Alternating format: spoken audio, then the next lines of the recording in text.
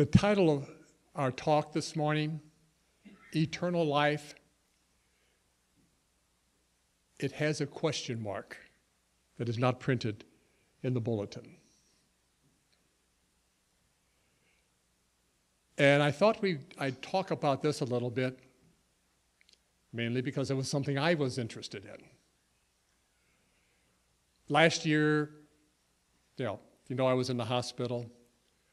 By the time I got out, I had some time to do some thinking. And I wasn't coming up with very many satisfactory answers. But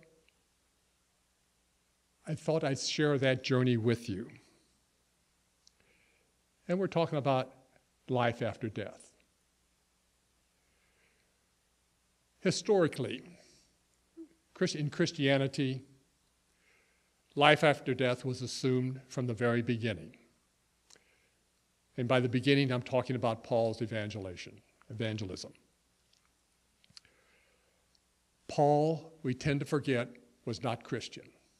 He was a Jew and a Pharisee. The Pharisees were the people and the religious sect that believed in the resurrection of the body within Judaism. And what's interesting, that belief was less than 100 years old. Basically, during the first century BCE is when this idea developed within Judaism. Paul carried that, and as you know, that became one of the benchmarks in Paul's theology. And that held true until we get to the point where Greek philosophy, mainly Plato and Aristotle, began to influence Christian theology. The hallmark of that was Augustine.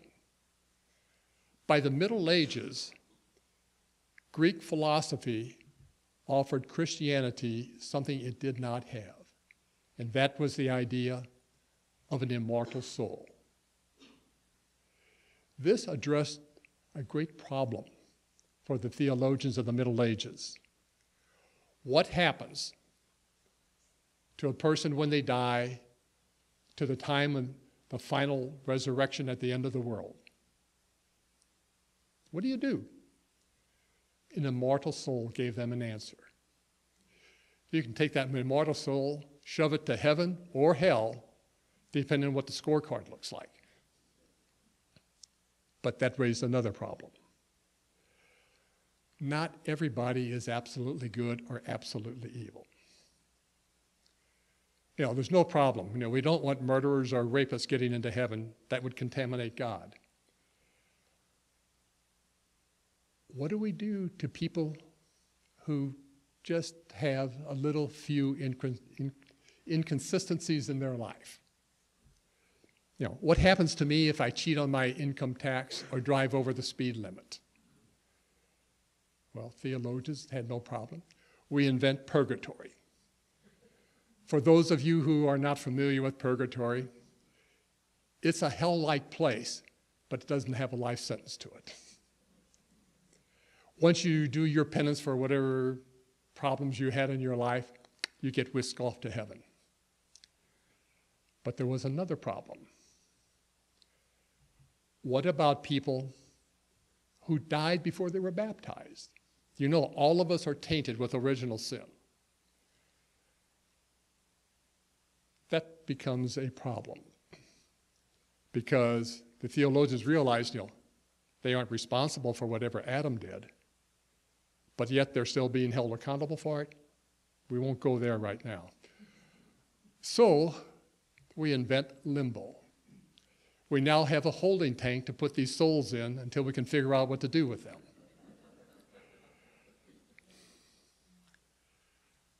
The problem, you need to be a philosophy major to follow the thought processes in this Rube Goldberg type of scenario. My problem is I'm a philosophy major.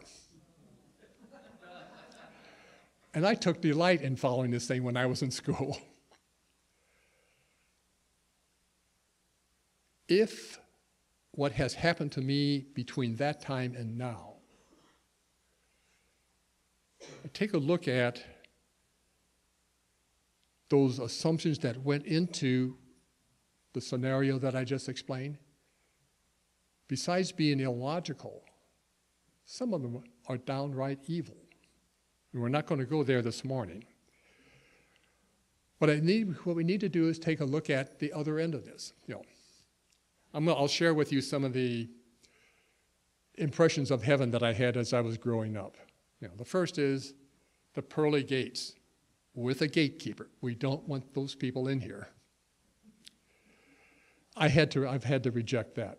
That requires a theistic God who happens to be pretty much a stickler for the rules.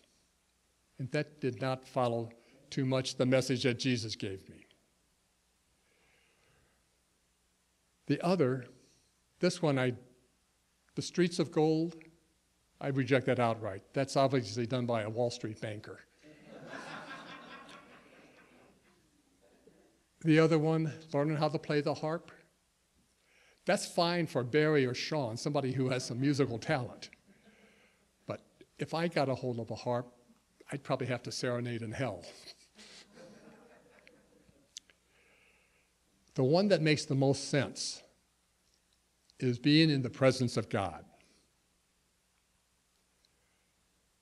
But it has a problem built into it also.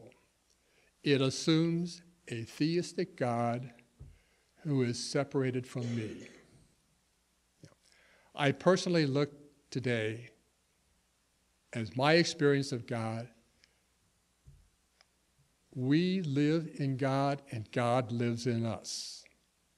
Now, kind of keep that in the back of your mind as we go along here. If we look at this in a broad sense, God not only lives in us, but in all of creation.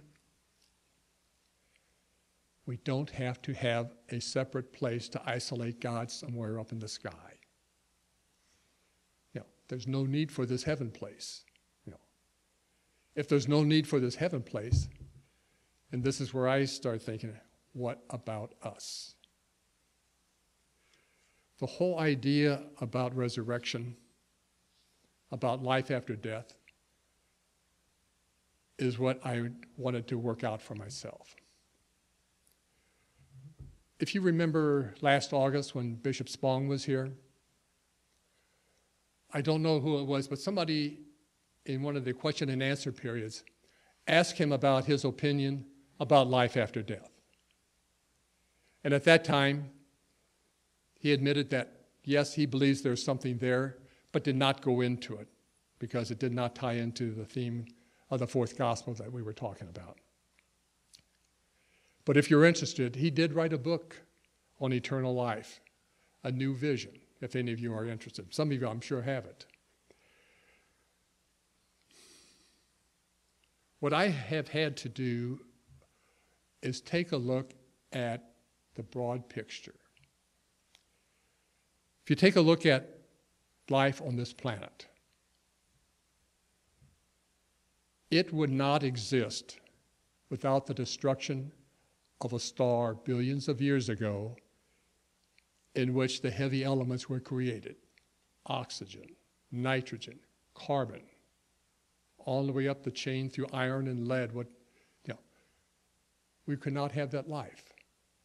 If you take a look at the history of this planet, there have been numerous destructions that have taken place. The most recent 65 million years ago that ended up with the dinosaurs being wiped out.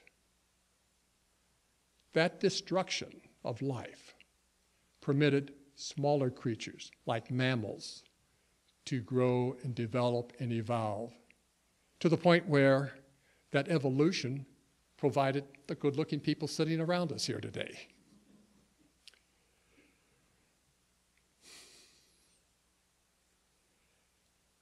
Each autumn, when we take a look around, today's a great day for that. Everything dies. But in the spring, the seeds are going to develop into new life. Leaves are going to come back so they can be raked next autumn. the cycle goes on. And what I see is that spirit of life and love goes on without end. When I look where that takes place in a community like this, a congregation like this, there are relationships here, relationships of love. Doesn't mean you like everybody, but there is a spirit alive in this congregation that's not going to die. And I think that's something important to keep in mind. There is a theologian, I'll say a combination theologian poet named Michael Morwood. And I got some ideas from him. And what he says, if you really believe God lives in you and you live in God, when you die into God. Something that simple. For a philosophy major, that drives me crazy. There's nothing to do except it. You die into God. That theme can lead to a lot of speculation. My own thoughts are that this dying into God somehow is communal. I don't think you're an isolated being out there. I think there is a unity when you join into this divine spirit. And you can play with that, some interesting speculations. Can you imagine when people like Pat Robertson, when they die and find out and wake up that they belong to the greatest socialist invention in the world?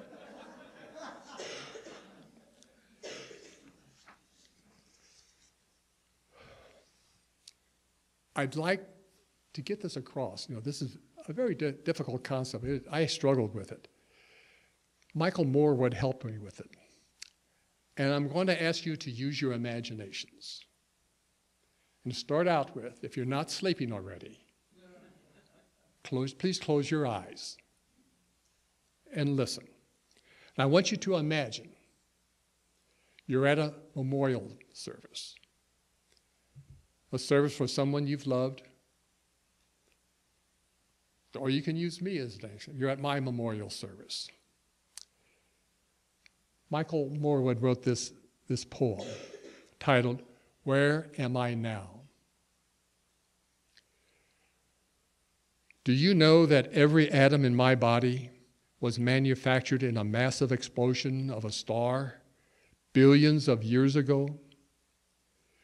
Do you believe as I do in a spirit of life at work for billions of years that finally brought human form to those atoms? In me, the spirit of life and love came to visible expression in human form when I loved you, when I called you my friends, when I laughed, when I cried, when I did whatever you loved about me. Where am I now? I continue to dance with the spirit of life and love in ways beyond words and images. But I am with you and always will be as the Spirit continues to move in your lives. I am with you and always will be in the spirit of life and love. You can open your eyes. Just some final thoughts. There is no need for us to fall back and fear a vengeful God. There's no need to go stockpiling good works so we can get a bigger mansion somewhere up in the sky. Our goal is to show love for each other, justice in our community, and respect for the environment in which we live. Remember that in our expression of love is how somebody else can see the divine.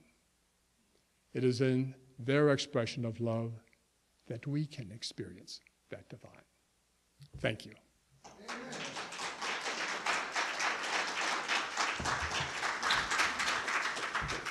You have been watching a progressive Christian video from the Community Christian Church of Springfield, Missouri. We encourage our viewers to donate to our efforts in feeding the homeless and hungry of our community. Write to us at Rev. Dr. Ray at AOL.com for more information.